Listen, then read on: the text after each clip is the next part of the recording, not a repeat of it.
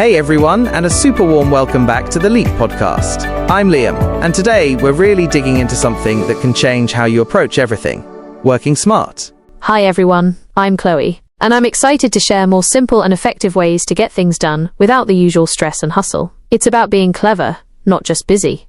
Exactly, Chloe. Think of it like this. Imagine you're packing for a trip. You could just throw everything in a suitcase, making it heavy and disorganized. Or you could plan, roll your clothes, and use packing cubes working smart to fit more and keep things tidy. Same idea with our tasks. I love that analogy, Liam. It's all about being strategic with your energy, just like a smart traveler is strategic with their luggage. We want to help our listeners travel through their tasks with less strain and more efficiency.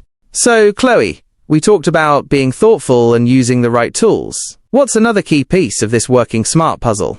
Another big one is focus. In today's world, there are so many distractions, our phones buzzing, emails popping up. Working smart means learning how to really concentrate on the task at hand and tune out the noise. That's so true. I used to try and multitask all the time, thinking I was being efficient. I'd be writing an email while also trying to listen in on a meeting, but I realized I wasn't doing either very well. It was like trying to watch two different TV shows at the same time. You miss important details in both. Once I started focusing on one thing at a time, my quality of work improved, and I actually got things done faster. Absolutely. Single tasking is often the smarter way to go. I remember when I was learning a new language, I tried to learn grammar, vocabulary, and pronunciation all at once. It felt overwhelming, and I wasn't making much progress. Then, I decided to focus on one area each week. I spent 1 week just on basic grammar, the next on common phrases, and so on. It was much easier to absorb the information, and I felt like I was actually learning.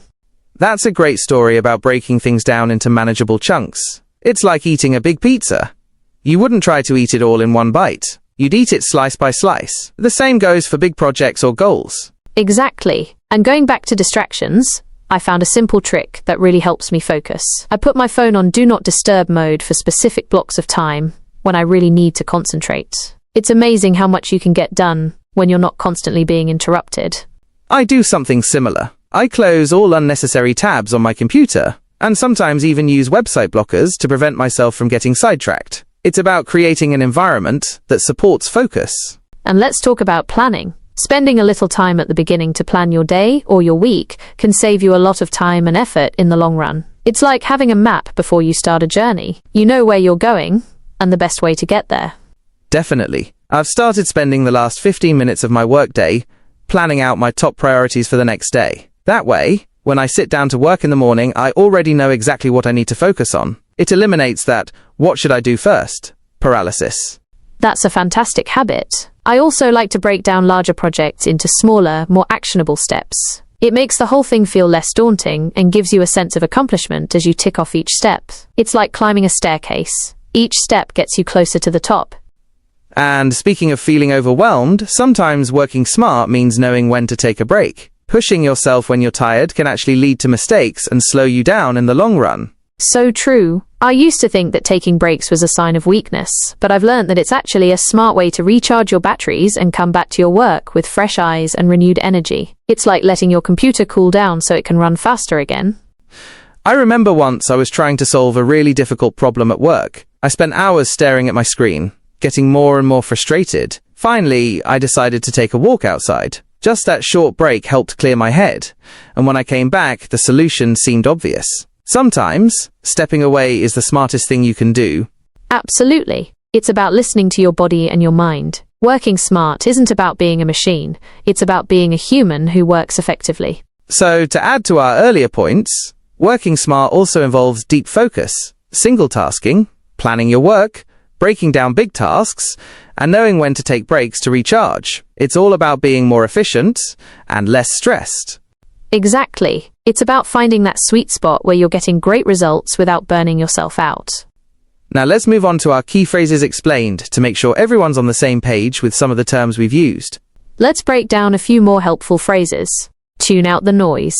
To ignore distractions and focus on what's important at hand. The task you are currently working on. Multitask. To try to do several things at the same time. Often less effective than single tasking for complex tasks. Single tasking.